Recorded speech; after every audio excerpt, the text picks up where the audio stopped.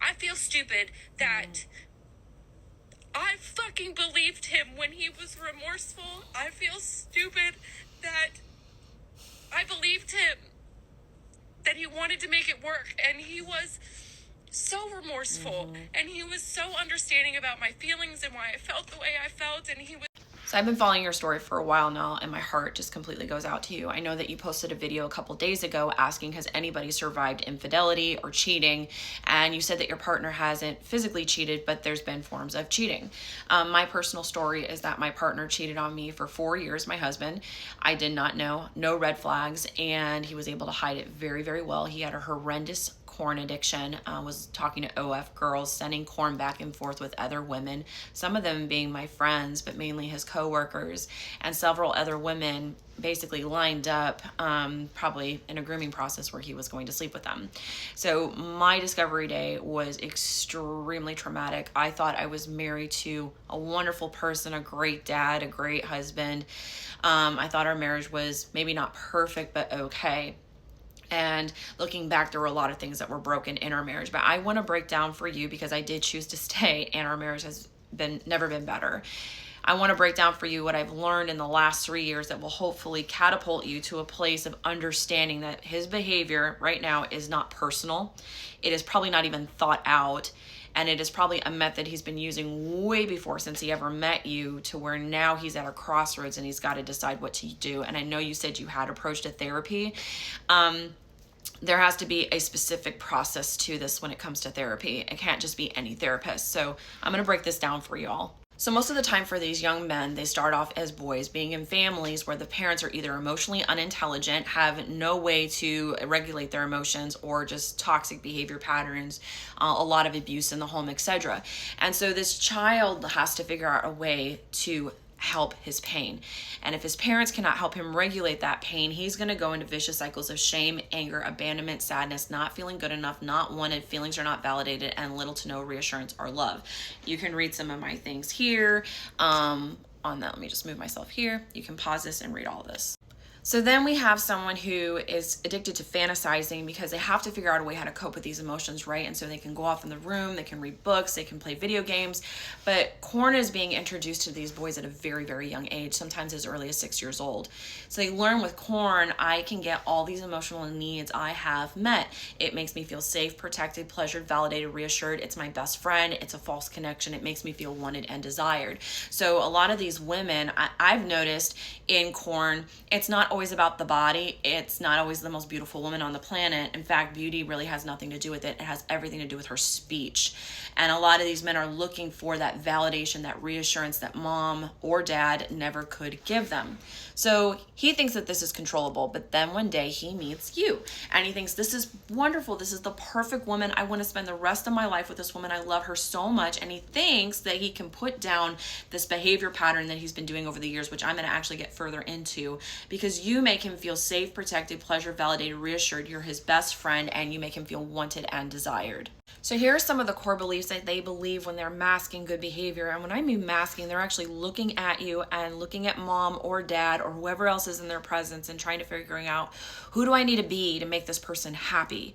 And they take all their bad emotions and they put it behind this mask. So I want you to imagine a man wearing a happy mask, and behind him is this really sad person, because he does not feel safe to be vulnerable around you and to show that he is sometimes the bad guy or has negative emotions.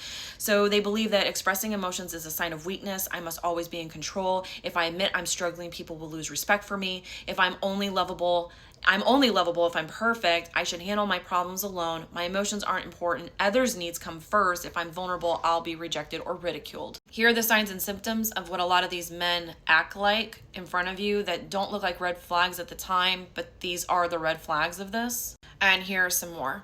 But ultimately, and here's the point I'm trying to get to, this person becomes very good at lying, and not lying to just you or mom or dad, but lying to themselves. They've been lying to themselves for over 20 years, or at least a decade, okay? Because this usually stems from childhood. So a lot of times when we as women find out about these addictions, or we find out about the sex or the hypersexuality or the infidelity, These are all painkillers to hiding difficult emotions. And we can't comprehend it because we're just seeing this for the first time. But this man has been hiding this for a very long time behind your back. And a lot of it has to do with denial. I want you to think of like Jekyll and Hyde. I can be the good guy because I really love this person. I want to spend the rest of my life with this person, but I can't seem to let go of these strongholds or these pulls or these ties that I have to this other person I've been hiding for so long. So this is where we talk about the work has to be done. These men are not going to figure this out after one therapy session, after a month of therapy sessions. This is going to take a long time. And this is where you're deeply wounded, you're crushed, you're hurt, but this is not a personal vindication or attack on you. This is actually you and your partner coming to a crossroads and realizing, okay, what do we do about this? And if he truly, truly is saying to you, I really, really want this to work, even though he's relapsing, which is what he's doing.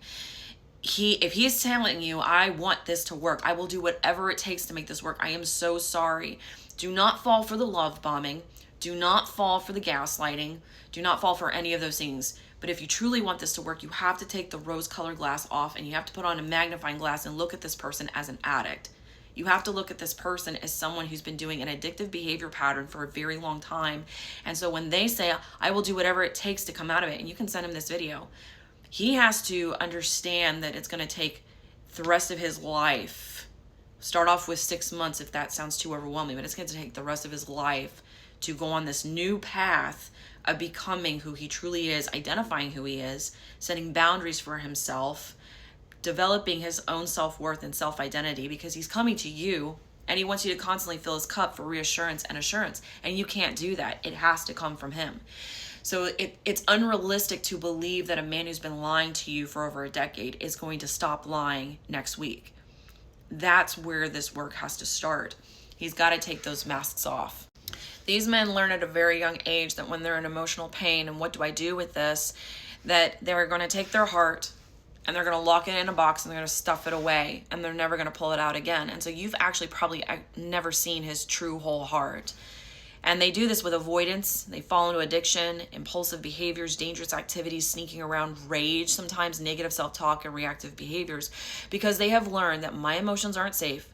I'm overwhelmed. I'm not happy. I can't make others happy. I'm a disappointment. I'm an embarrassment. Now he's met you and he thinks at some point, I can stop all this. I'm safe now. Everything's great. But in every relationship, we have conflict, right? And recently, everything came to light. You found everything.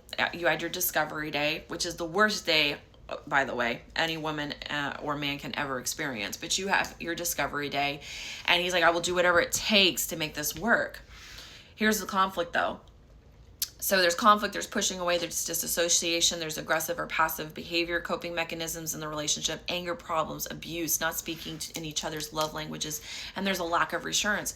So he's like, no, my heart's still not safe. And so he locks it away because it reaffirms everything he's believed since he was a boy. So what does that do? It pushes him back into the feminine, where he's looking at women as objects to meet that self-gratification and affirm him and reassure him. So while you're going through this very, very painful process of going through a divorce or separation or trying to figure out if you guys want things to work out, and he's actually, everything's come to a head. All these things that he's been suppressing, all this addiction, all these women, all that is actually coming to the surface for the first time in his life, believe it or not. He's actually having to process what he's doing. He can't look at it through rose-colored glasses or through denial anymore. He has to confront it.